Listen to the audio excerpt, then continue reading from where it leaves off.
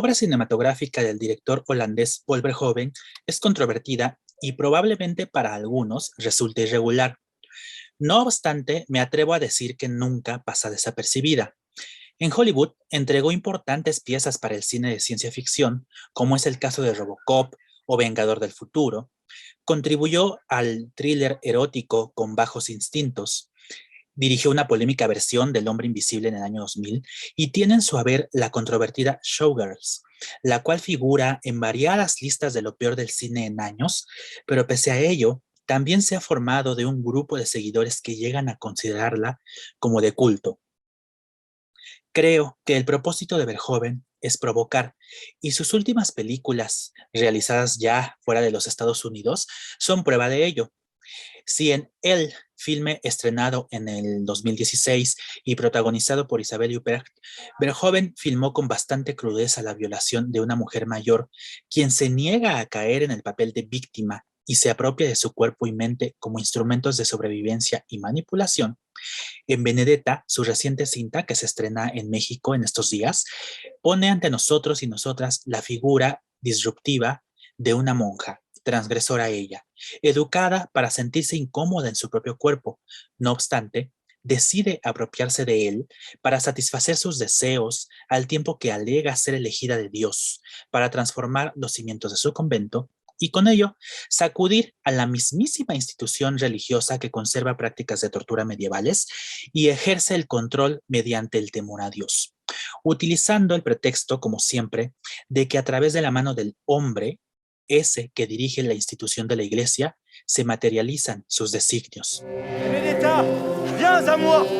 J'arrive, Seigneur, j'arrive. On ne comprend pas toujours les instruments de Dieu. Benedetta Carlini, nuestra protagonista, piensa de otro modo.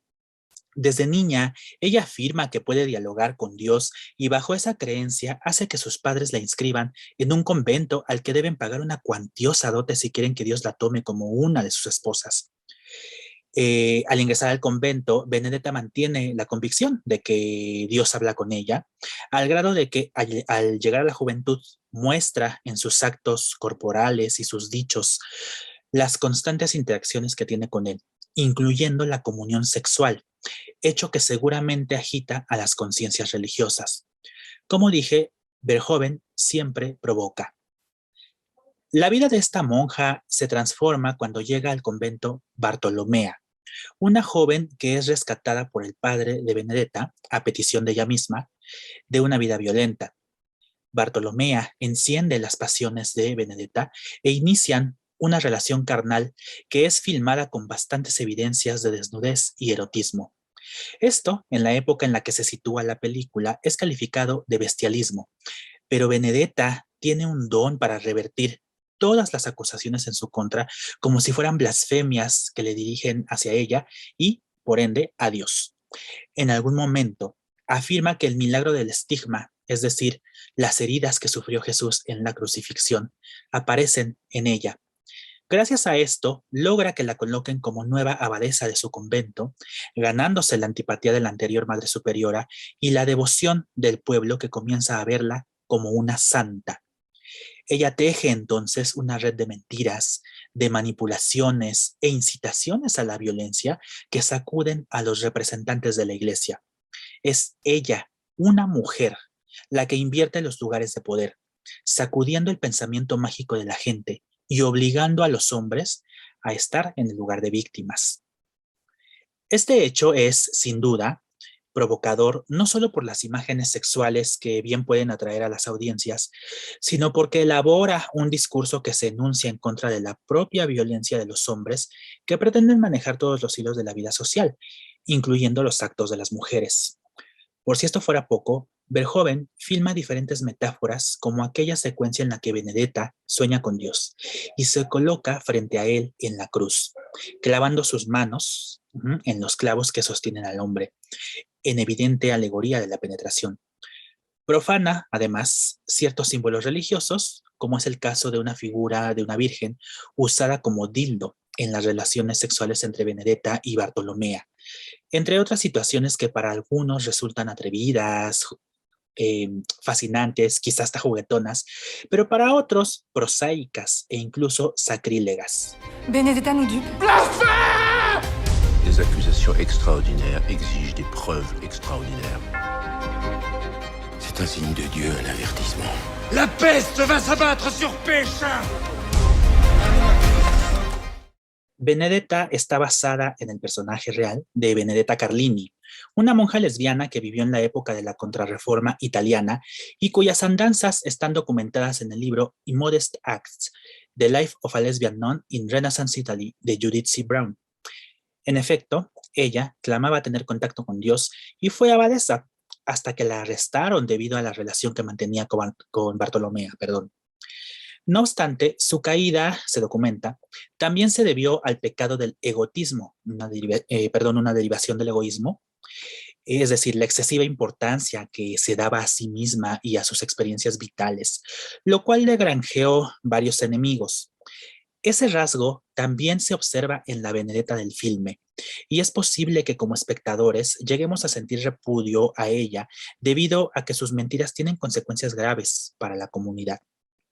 Pero hay una lectura interesante que me gustaría apuntar, es decir, la de la función de Benedetta como catalizadora de una necesaria transformación social que inicia, como dije, con la apropiación de su propio cuerpo y humanidad, asumiendo sus propios sentimientos de venganza y deseos de poder, y culmina con la manipulación de la institución religiosa y de los feligreses.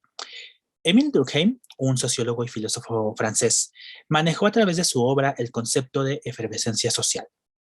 Es un concepto que se asocia con los procesos sociales en los que la gente se encuentra reunida y donde se produce un alto nivel de intensidad de la vida colectiva, generando una modificación en los lazos sociales.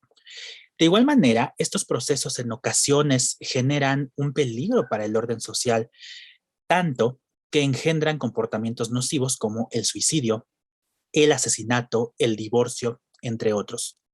Devienen también en procesos de profundo cambio social. Durkheim manejó este concepto en obras clave como El suicidio y Las formas elementales de la vida religiosa.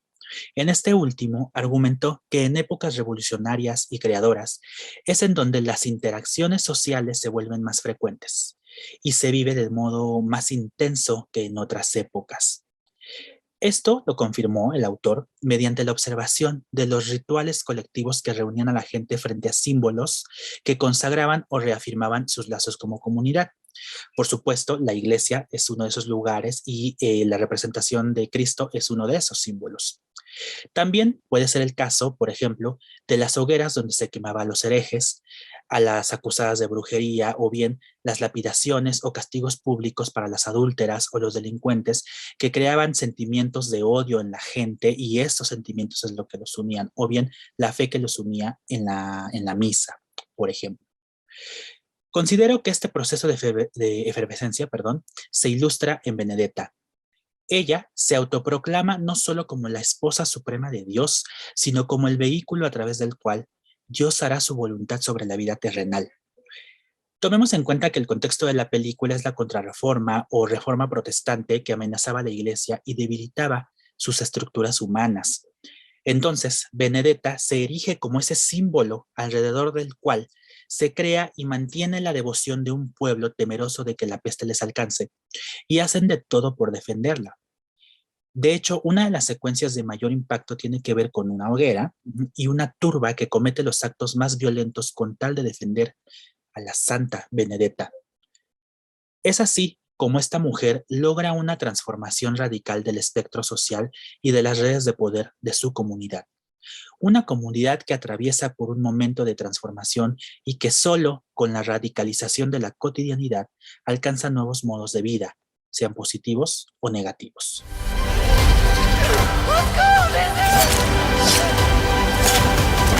Je n'ai de désir que pour Dieu. Salope de menteuse! Putain! Renonce à ta vanité.